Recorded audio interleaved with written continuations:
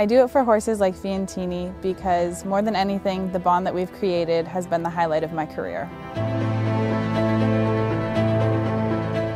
The journey for Fio to become my horse has been one of the most difficult experiences in my riding career. She's older, so she was 13 or 12 when I got her, which means she had a long life with other riders, other careers, other training, and she was also only trained by men, and men and women's strength is very different, and she's so powerful, and she also is a very shy horse. So she took a long time just to get to know me, and for me to get to know her. I would just sit in her stall every day for the 3 weeks in quarantine, and then as soon as she got home I would just sit in her stall and I would be the only one to handle her, so I knew every single detail about her. And honestly, once you get to know your horse on the ground, you get to know them under saddle better.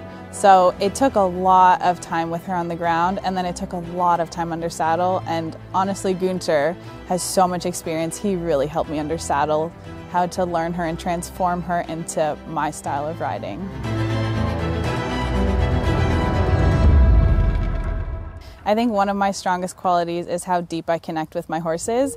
If you can tell that I love my horse when you see me showing, that's all that matters to me. I do not care if I never win another competition. I don't care if I never make it as far as I dream of making it. If you know I love my horse, that's the most important thing, and that starts at home, that starts with the groundwork, that starts with grooming, with feeding, with spending time with them.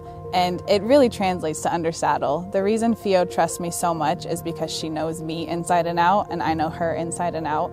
And my passion is loving my horses, knowing my horses, and then my second passion is riding and competing.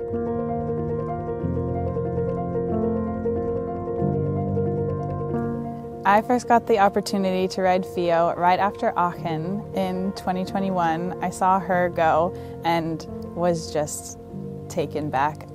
I thought she was one of the best horses I've ever seen in my entire life, and just thought, what an opportunity to ever get to ride a horse like that. And a couple months later, I actually got to sit on her, to try her, to get her for myself. And honestly, it took about 30 seconds for me to fall in love with her. I think I just started in the rising trot and I was like, yep, this is it. And she feels like greatness when you sit on her.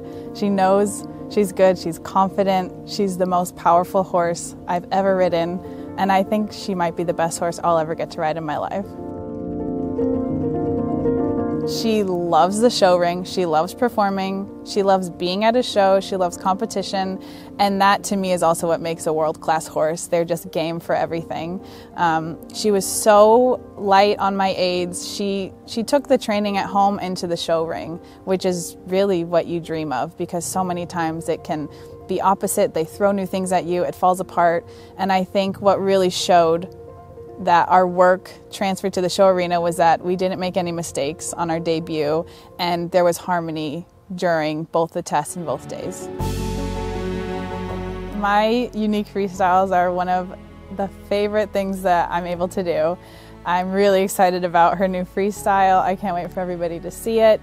I'm also a musician, I'm a singer, I'm a worship leader, so that's also another passion of mine, and to get to combine the two together is a dream come true. I really don't love anything more in the world than music and horses.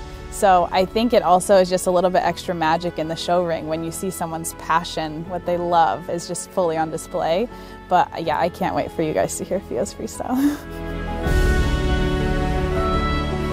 I'm such a mare girl. Diva, my other Grand Prix mare, got me hooked on mares, and once I learned how much heart they have, how much passion they have, how much they'll fight for you, I mostly look for mares now, and Fio being a mare, immediately I was drawn to her, and I kind of understand them, because once you get to know them, you're like, oh, they're just like me, they think how I think, so I kind of treat them how I'd like to be treated, and I think that's how I connect with mares so well. She's a little similar under saddle as she is on the ground, but I'd say she brings out the most power in the show ring, and she's a little bit more quiet in the stall. She's a little more shy and reserved, which is funny because I'm a little like that. I'm a little shy in person, but when I start doing sports or athletics, I'm like a tiger. So I think we're similar in that way, and that's another level we understand each other. But she's really sweet, she's really loving, she's very patient. Like all my other horses will kick the door down while they're waiting for food, and she just stands there kind of looking cute, waiting for her food. So she's such a sweetheart, she's such a love bug. I love getting to know her. Besides riding, Fio loves her grass time. She will drag me out to the paddock as soon as we're done riding. But also her favorite thing, I think, is to roll after her rides. Every time I'm done riding, we strip all of her tack off and we take her to the arena, and she just drops down and rolls and rolls and rolls. I think that's her favorite thing. I think fitness is so important for the horses and for the humans. First of all, just from a point of understanding the horses and for having empathy for your horse, what they're going through. I think if you don't work out yourself, you can't understand after you've done 2 extended trots why you need to take a walk break, or after you've worked on your piaffe or your leg yields, like they're out of breath, you need to take a break. It also helps you plan out your scheduling for the week, like not overworking them. And also, we're athletes. I want to be seen as an athlete. I want horse riders to be seen as athletes and respected for that. And we should look like them, we should act like them, we should eat like them, we should work out like them. And I think it's just the best way to be the best partner you can for your horse. Also, I have had so many more opportunities because of my fitness level. If I wasn't fit, there's no Fio, there's no Diva, there's no Sunday Boy. And it's given me so many more opportunities being as fit as I am. Being mentally fit is more than half of it, I think. You can be physically prepared and ready, but if you can't handle it mentally, it's not going anywhere. It's such a huge part of it. I have an amazing team around me who really helps protect me and keep me in a bubble, which was something I'm always trying to help someone or trying to do something extra, and it would take my focus away, and they really help me just be like, this is your team, this is your focus, this is all you're doing. And then taking the pressure, I think you just have to go and compete. And you know what you have to do is fail. Sometimes you have to fail in order to get better, but what happens is you're moving forward if you mess up, and you realize, okay, that's not the end of the world. I can handle this, and you keep going. And sometimes you win, and it's amazing. But preparing mentally is so important for yourself and also for your horse, so that when you're in there, you are so calm and focused to direct them and where they need to go, because they're also nervous going in that show ring, and they're going to look to you for leadership.